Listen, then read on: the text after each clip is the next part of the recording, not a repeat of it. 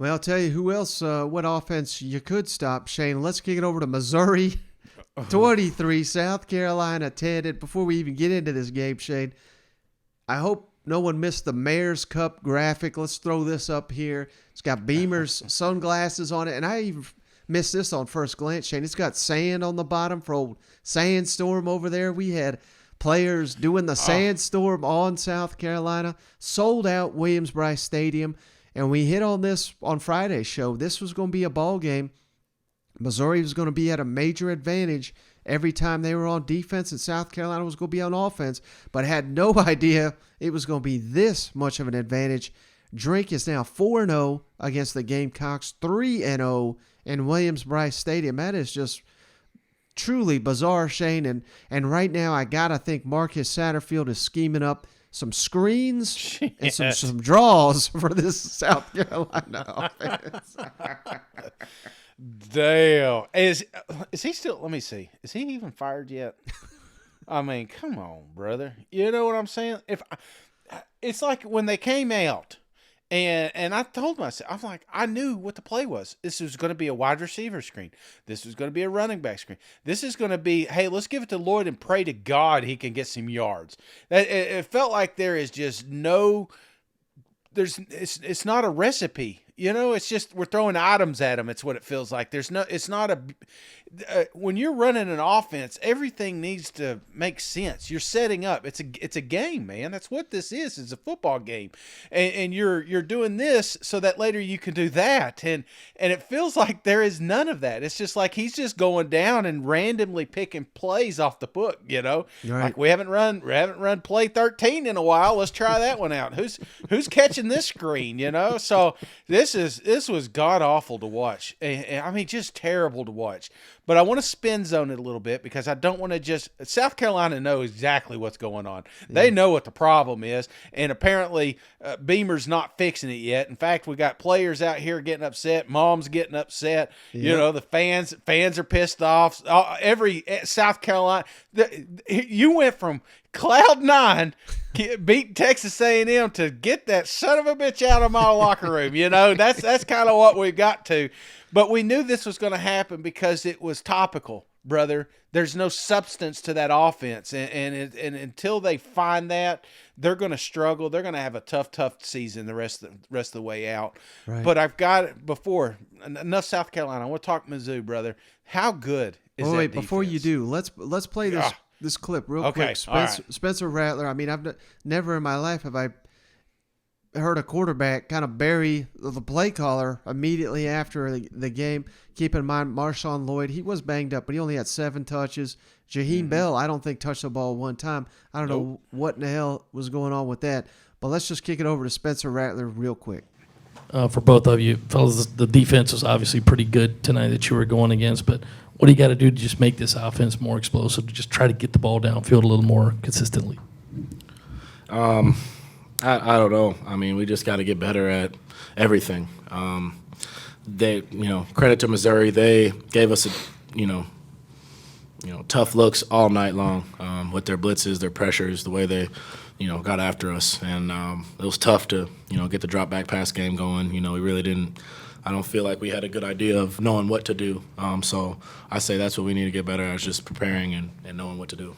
All right, Shay, now you can spiel away because you're absolutely right. I've got some stats prepared here for Missouri's defense, but that is truly the story of the game. It's just how outstanding that unit was, don't you think?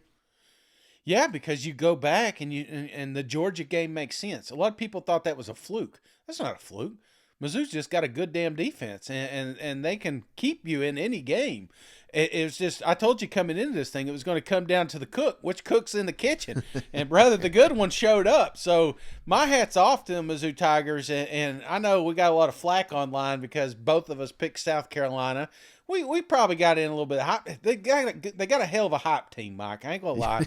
They get you sucked in, Next thing you know, you're wearing your Vipers and you're dancing around. And you're like, yeah, I can see us winning out, And then it's like, bam! No, you won't, because Mizzou defense is coming with the steel curtains. So yeah, I thought it was an absolute just that's football fundamentals right there, man. That is old school football, and I would love to be in film study because them defensive linemen, those defensive cornerbacks, them safeties, they're all coming in with their Vipers on because they know they got A+ on their grades, you know? Yeah, and shout out one of the players we interviewed at Media Day, Shane Isaiah McGuire. I mean, he was incredible off the edge.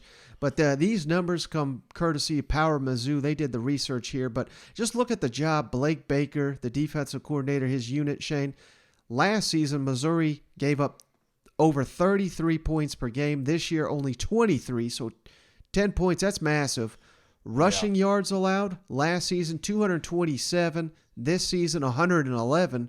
Again, just incredible. Yards per play, 6.38 last season. Now just 5.0. So nearly a 2-yard better average per down. I mean, they're just playing incredible football, like you said. Let Brady cook back there. I mean, he looked like mini Johnny Manziel back here, didn't he? Yeah. How about cutting loose and running? I'm like, when did he become mobile, you know?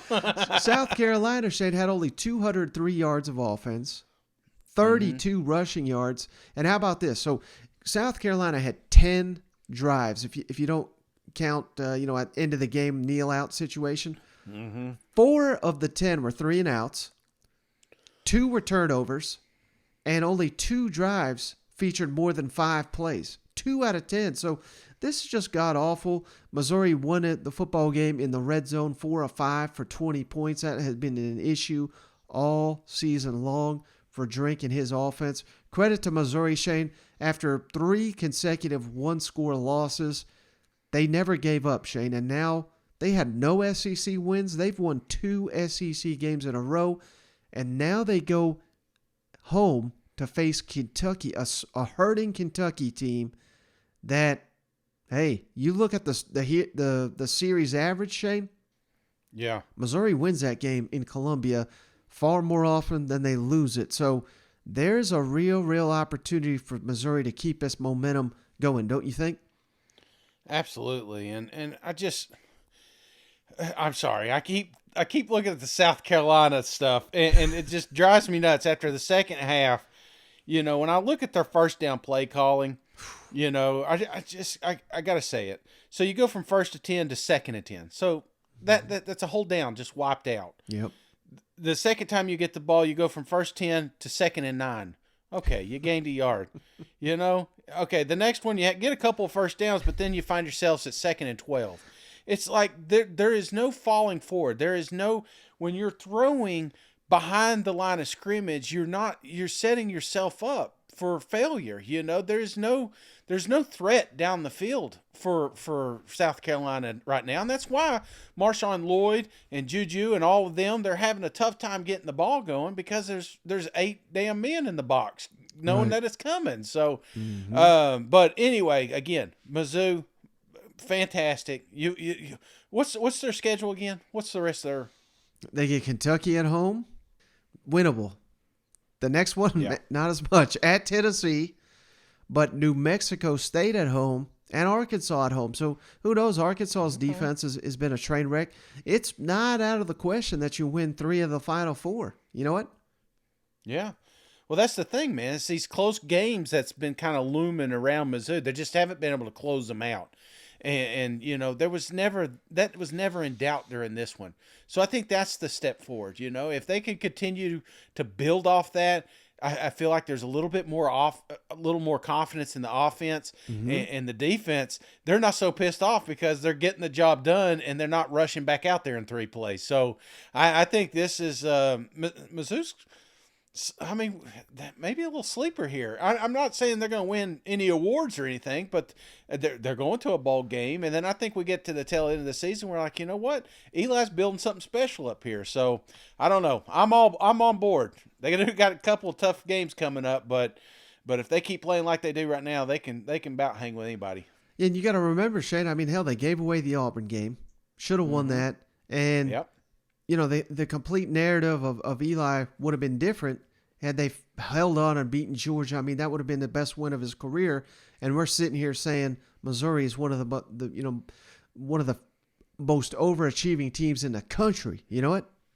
Even Florida was a one-score game, Right. you know. So yeah, that's the thing. They weren't able to close out some of those tough games. But hey, I want to ask you one last thing, because one big guy to another. Do you think our boy winds up at left guard? You know, if he misses one more extra point or field goal, huh?